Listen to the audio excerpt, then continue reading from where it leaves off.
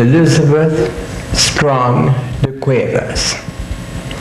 I added the name Strong because it was her grandfather, Professor Strong, a metaphysician, writer, and friend of Santayana, whose influence may reflect in her work more than she knows. She took up sculpture within around 10 years and has produced a great deal of work which has not been shown, is little known, and about which people are now beginning to be curious. The sculpture, I believe, is more related to the subconscious development of an idea, or rather discovering through its emergence the form it ultimately takes, than planned in advance to be like a particular projection. Now, do you think that is at all true? It's true of certain things. In other words, it is direct carving. It is not, exact enlargement of an already planned work, but there is a good deal of plan that goes into any stone. Can't you say that during the period of work your planning changes? Certainly, within a range. Yes. Now, I pointed out in this, you say earlier work, but it seems to me it was yesterday. Well, it is yesterday, Charlie. A very interesting thing. The wood is made of 4 laminated vertical sections, as deep as from there to there, and in being tapered, and its surfaces slanted, the equal measurement of each piece, which, let us say, for argument's sake, is 3 inches broad, becomes much broader because of its being hollowed or retreated. The plane obeys a very strict rule in that the shortest distance between 2 points is a straight line. This is not a straight line. Therefore, this may be 3 inches, and that may be as much as 7. Yes, it's a very interesting result. Although in this case it was because of the lamination. It was not exactly. It was not at all planned to illustrate that point, but that point could be used as a sort of prescription to know, to break down and find out really what you did do. Yes. How it related to vertical, horizontal curves, in fact, constantly changing and sculpted topology. Yes. Now, do we want to photograph another one, or show rather is the better word? Well, whatever you think. Well, you know, favorites change. I've sometimes thought that was my favorite, but then at other times I thought that was. And I remember that when it was just pockmarked, as if it had smallpox, in rough. What is it? Is it basalt? No, it's Tennessee. I believe all good sculpture has no specially better side than another. No, ideally. But of course, in the case of some of my heads, one plane predominates. Yes. Because But for instance, in a Tanagra figurine, there isn't the front or back. No, exactly. Nor is there in this stone. Now you say this stone is Tennessee black marble. But is that the same as basalt? I don't think so. No. But black marbles are all related. Belgian and American black marble, they come from, I don't know, slightly more volcanic regions, possibly. And they present greater problems in carving because they are generally more brittle. So one hesitates to begin one. I saw this emerge bit by bit, and when I exercise a certain care, but I do think this was a lovely stone, and I remember in carving it that there was even at one point a smell of sulfur because I believe some gas in these cases is trapped in the stone. Oh, the devil could have got hold of the devil, who knows? But he escaped. In the making. He escaped. It's too heavy to turn. It's so heavy that I don't know how it ever got up there. No, it can't turn. But it was a pleasing piece, if you wish. Where did you find the rock? The rock came through a friend of mine, Tom van der Zil, who at the time was a student at the Art Students League. The one I met at this show. Exactly, yeah. With my teacher, Mr. Hovanes, and he had a truck and at one time was in the business of providing us with marble. So he drove down to Tennessee in his truck, and it comes from a little-known quarry, I believe, and I don't even know where I would find it again, except by finding him, and he's presently in Italy. Before this was polished, chased is the word, is it? Yes, I have a rough sort of paperweight in the other room, which I'll show you later. You can see how it is. It's sort of jagged and grey. It's much lighter in color, and it looked like it had had smallpox. And it takes to polish 1 square inch. How long? Oh, Charlie, No, you once told me, and it was very impressive. Might take an hour. Yeah, well, you can imagine how many hours went into finally giving the finish to something which was conceived in very rough form. You can then argue that the final form was subconsciously in your head, though you didn't know it. Yes, well, I did have a sketch, a rough sketch. Yeah, but you didn't have a sketch that gave all these highlights. No, that is... fortunately, one is surprised. Yeah. Well, the average is... Would be badly surprised. The average is not always in favor. Exactly. It can be both good or bad. Now that was earlier, wasn't it? That was a little earlier, and this is a piece of rosewood. And this can turn.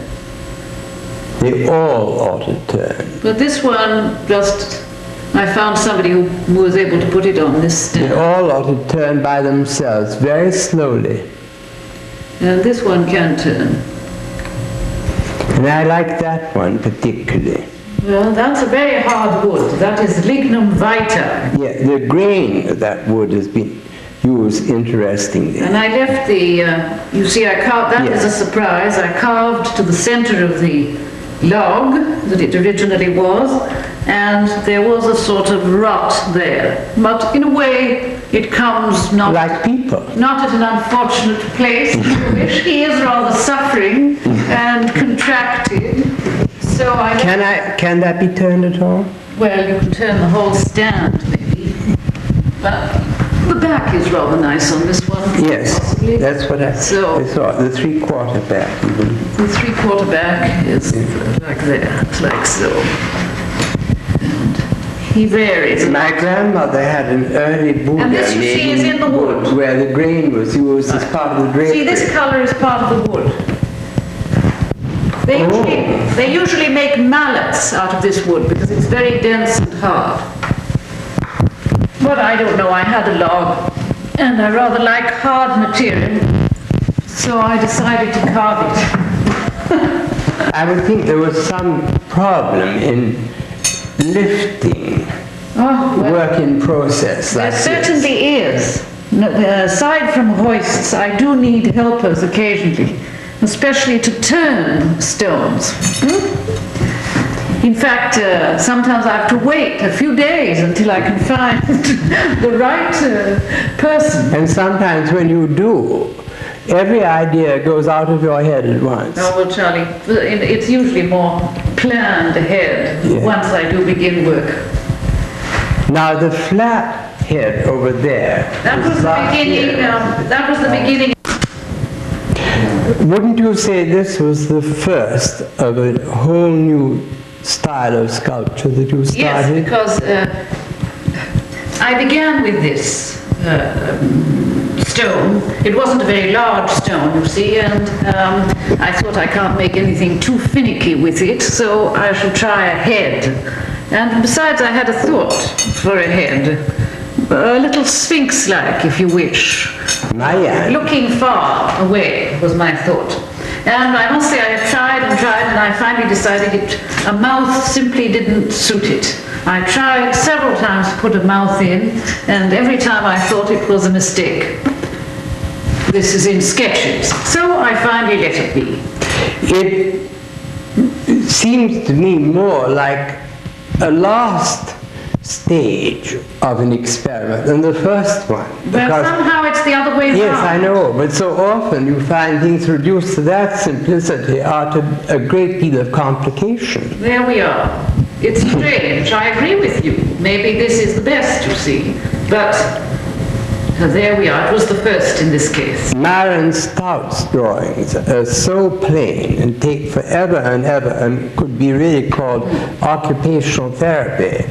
But he absolutely suppresses everything. There's one line and a lot of little pencil shadings. It takes him 6 months to make one drawing. Well, it's marvelous. I mean, maybe that's what one should do. It's the same technique, really. You bury within that a great many other ideas, like the mouth. Yes. Well, then I wanted to try my hand also, if you see. And to try one's hand is to be a little more skillful. And in a way, it's a sort of vanity.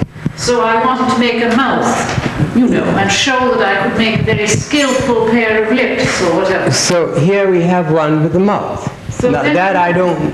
Yes, I have seen that. Of course, that's not the only reason for making it. Yeah. But now that has two faces, like all of us have two sides to our personality. well, then after having made the single face, you see, just staring off into space, I wish to experiment with concave and convex, which is an idea that comes from Archipenko specifically, and black and white, as well as the idea of the left side, which is more the imagination and mystical thoughts, if you wish, and the right, which is worldly. He stopped. All right. This was a surprise because you asked me earlier. No. In some cases, sketches seem better than the final result.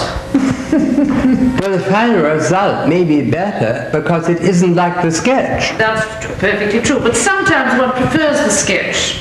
One thinks the sketch had something more to it. But in this case, the proportions here turned out far better than what I had in mind. But it was an idea, you see, that I had never tried before. And I was led to it after making that head.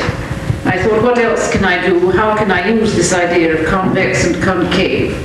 How could I bring in more drama?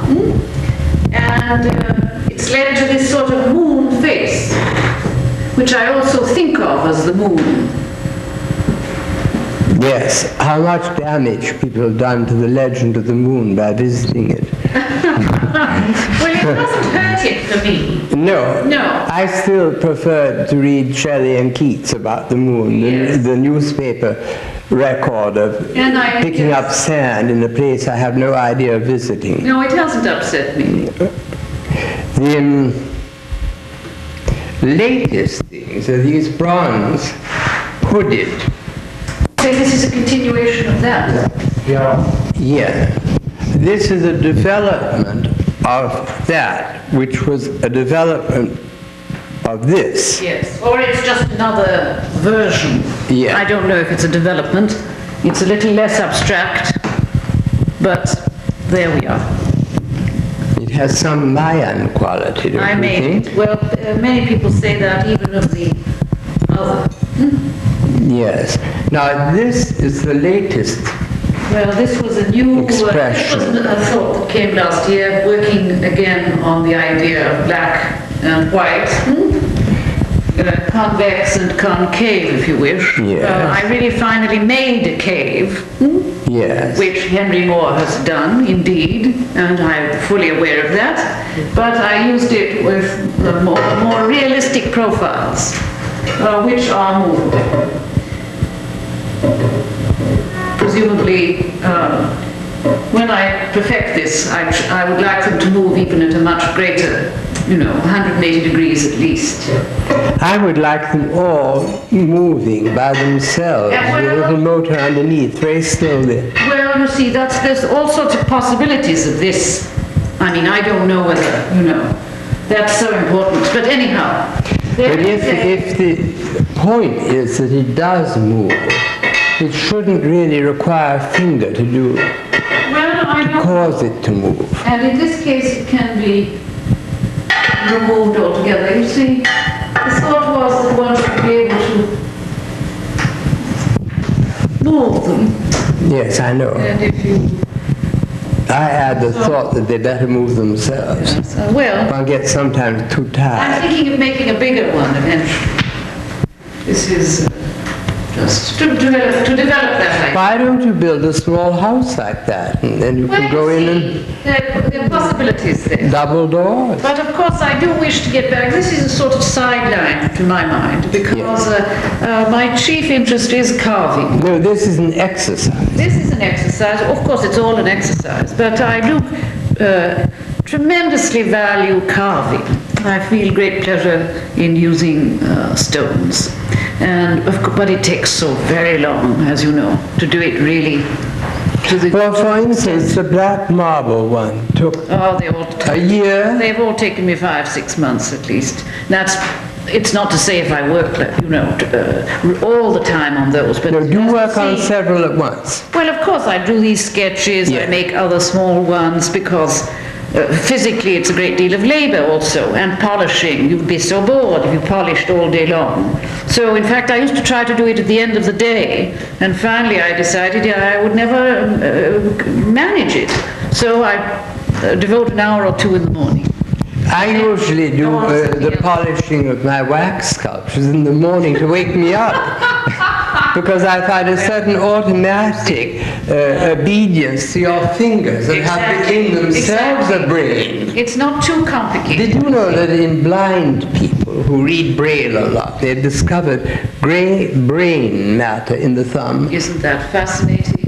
Well, I'm sure the hand is very intelligent. I think every part of the body has its individual memory. Of course, I think you're quite right. And sometimes if you can dismiss your head, yes, and just let the parts of your body function by themselves, all sorts of things come up out of the subconscious, and they're your best work.